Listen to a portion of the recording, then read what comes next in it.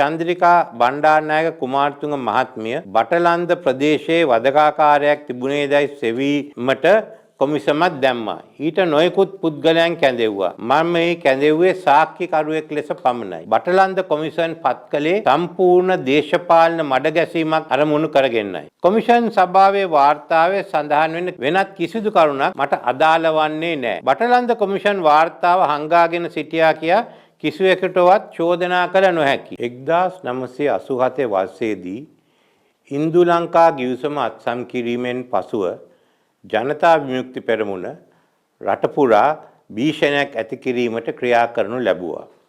ඒ අවස්ථාවේදී රටේ මර්මස්ථාන ආරක්ෂා කිරීමේ බලය ජේ.ආර්. ජයවර්ධන ජනාධිපතිතුමා විසින් කැබිනට් ඇමතිවරුන්ට පැවරුවා.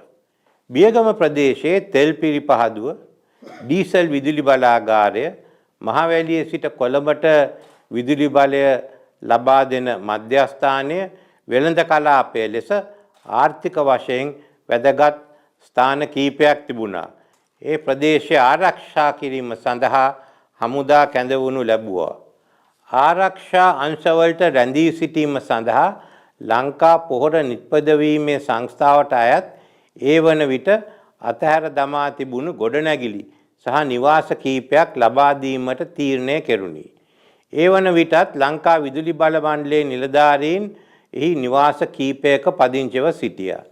මේ භීෂණ කාලය තුලදී සපුකස්කන්ධ පොලිස් ස්ථානට පහර දී ස්ථානාධිපතිවරයා මරා දැමු ලැබුවා.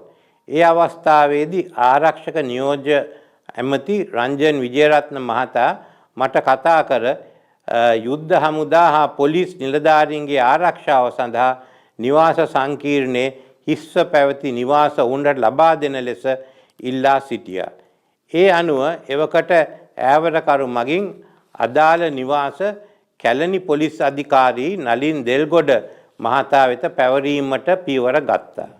පළාත් සභා මන්ත්‍රීවරයෙකු, සමුපකාර සමිති සභාපතිවරයෙකු, පොලිස් සාජන්ට්වරයා ඇතුළු පුද්ගලයන් කීප දෙනෙක් ඝාතනය කිරීම මේ අතර වාරයේදී සිදු වුණා.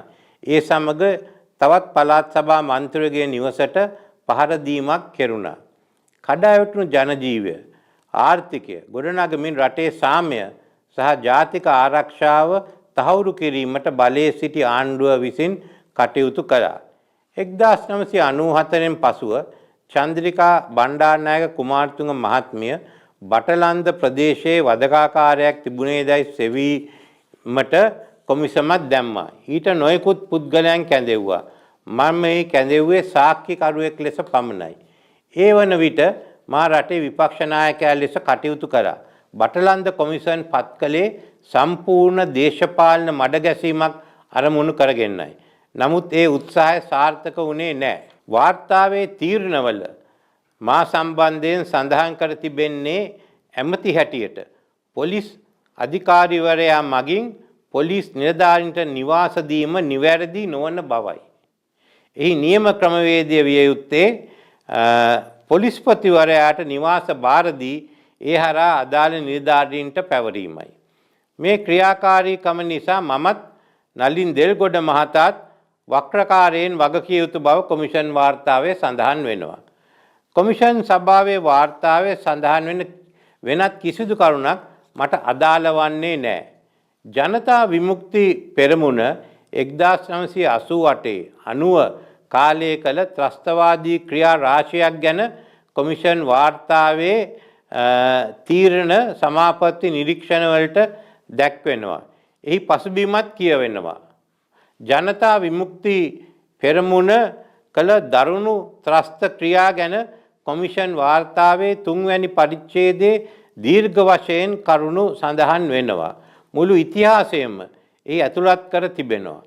ඉහත කරුණු ඇරෙන් අනෙක් කිසිම චෝදනාවක් මට අදාළ වන්නේ නැහැ. ඒ වාර්තාව මම සම්පූර්ණයෙන්ම ප්‍රතික්ෂේප කරනවා.